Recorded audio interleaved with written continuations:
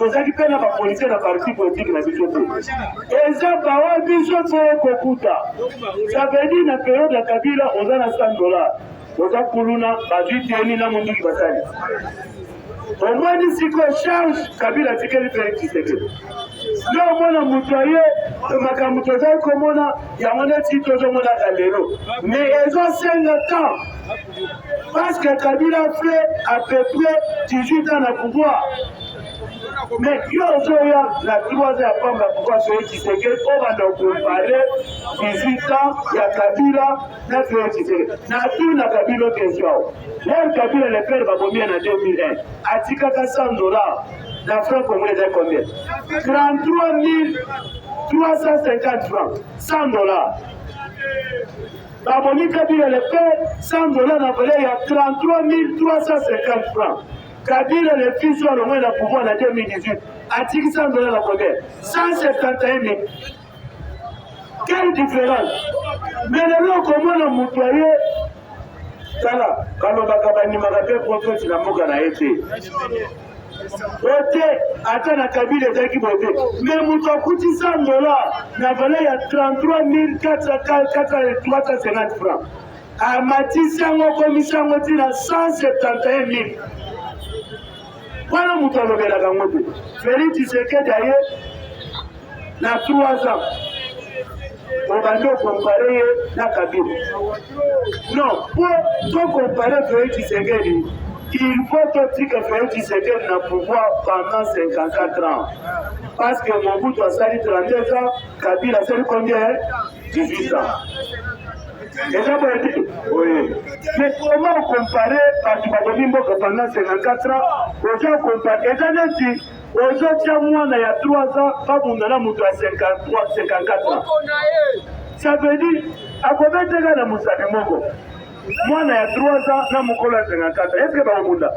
Il y a un autre jour, il y a un Congolais, monsieur, maman, il y a un Kindo.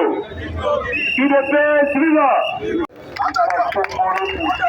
Un officier de la police nationale congolaise, un colonel, monsieur Van Kassongo, assistant d'Ayelelo, pour avoir recruté des Rwandais au sein de la police nationale congolaise de Nord Kivu. Il est payé suivant. Ça veut dire que le colonel Lelo Azana Nord Kivu, Kassongo. Numéro 1 à la police, il y a Nord Kivu. Mais la PC suspension pour donner. On est recruté par Congolais, à quelques recrutés par Rwandais, pas contre la police nationale congolaise.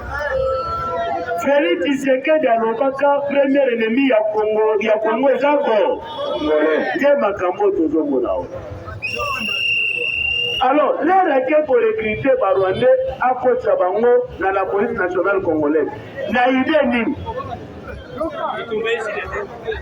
Après, comment on a moutouabimi, Félix Tshisekedi de payer, à ça de l'autre côté. Mais mes chers amis, et ça n'a pas tout ça même dans la police.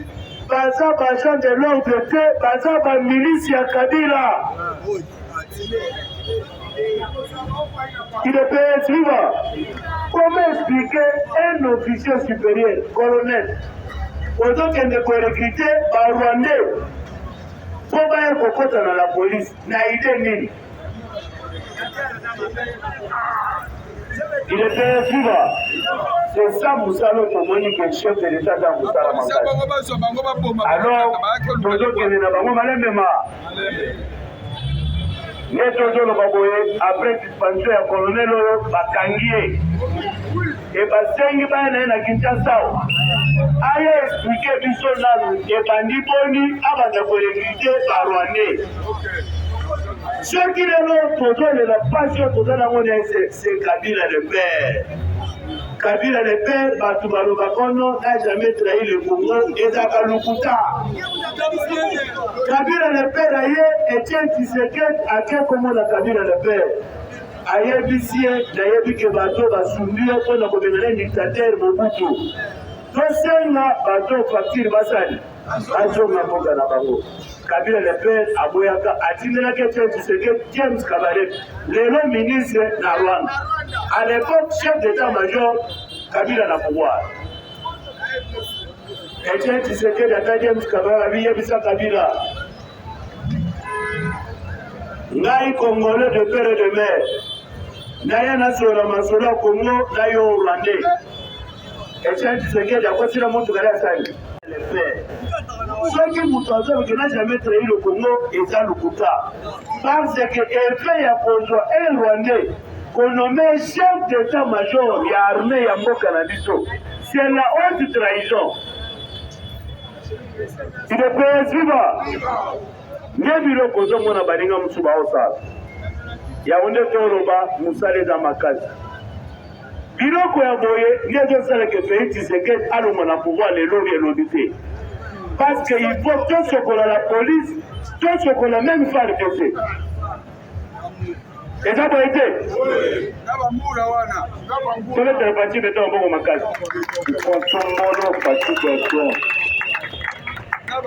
CG Okise Kabuya, Lelo Azaki na réunion, n'a pas président cellulaire, non sur la province à Kinshasa, il y a une dépense partie Tshisekedi. Les rapports na réunion na bango, message de la Guinée. Annoncer mission n'a pas président cellulaire nyonso. Mission na siège au Kise Kabou et le lobby, bazo banango na présidence de la République et pas chef de l'État et moko. Balongo la présidence de la République, bakokende na ba ministère nyonso.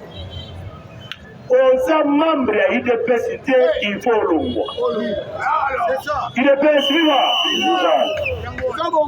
de comprendre que la décision finale, la Kekoko Misala na place à combattant. Si quoi Moussaleba, peut-être le Kité Kabouya Maboko Makaz. Peut-être le Kité Kabouya Maboko Makaz. On veut dire, le secrétaire général Kité Kabouya Lobi Bombo. Elingi Kolobani, président cellulaire, Pao Bazakanangaliema, a comme ma président, papa, Yosa combattant des personnes dans la présidence sociale à Moussala. Président cellulaire, n'a combattu la président cellulaire, oui, Mouto, la EBS, au long, vas-y combattant Bassaï. Baye na Masina, bazi ba président cellulaire ya Masina. Baye na Barumbu, baye na Kingaba, baye na Ngalema, partout na commune à Kinshasa. Ba président cellulaire, balongwe na président de la République, bazongi na ba ministère. Oh, oza mutu a décision finale, yeba ke musalo no cette fois ça nini. Ba combattant siko basali. Akota la musala. Kate, nzoka ne parti du misaka ba drapeau. Batu babombaka badrapo na bandaku pona koetufe parti na biso. Lelo secrétaire général apesi ba président cellulaire nyonso badrapo alobi chaque avenue il faut drapo ide pese sani musala siko esani ide pese viva wanabuta sikoyo bablake esili. Et ça peut être. Ceux qui te l'ont une étape, toujours qu'il y a une étape, il y a chaque commune, tout le monde résidence à parti. Et ça peut être. Là, qui va combattre, président Mandela, il y a parti, parce que le bichot va le pango. Et comme fédération. Là, il fait un message dans le salle. Et ça peut être.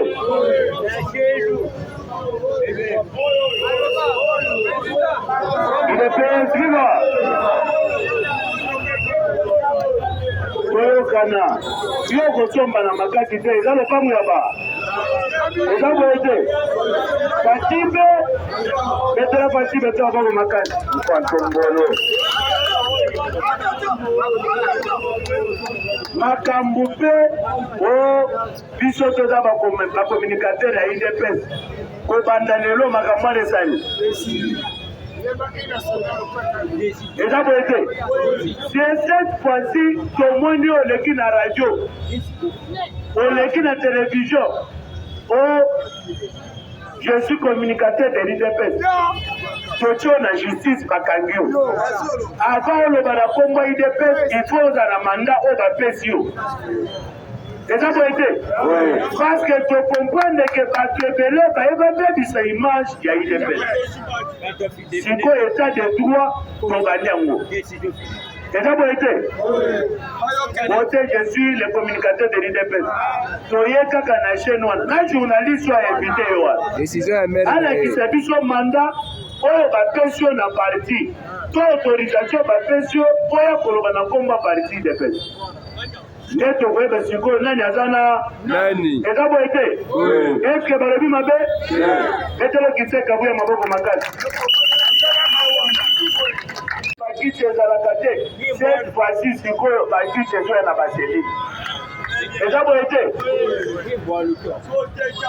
tokomi sikoyo na moment ya koorganize parti bato oyo bazalaki en tête ya parti pendant 3 ans oyo bazalaki bandoki bakabonji UDPS viva te mosala ebandi esaki kombata oyo tokopesa mosala o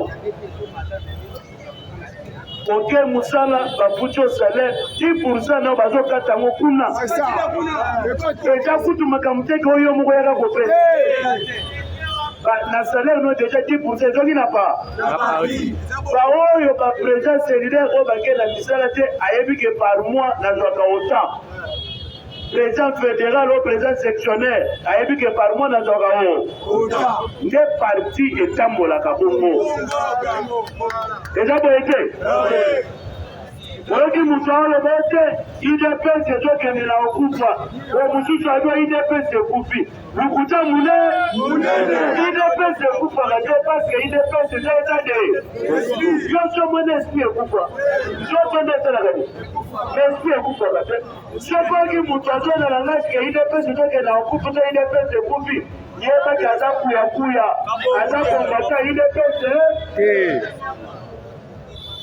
oyo koteleza phénomène parlement de vous j'ai expliqué mais sauf que c'est détaillé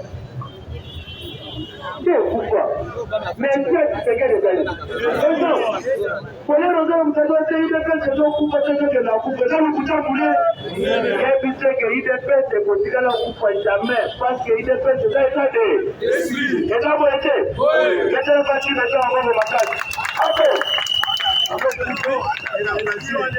Sikolo na koti na dossier ya Vital Kamerhe. Ofongola matoi bosani ni oyoka.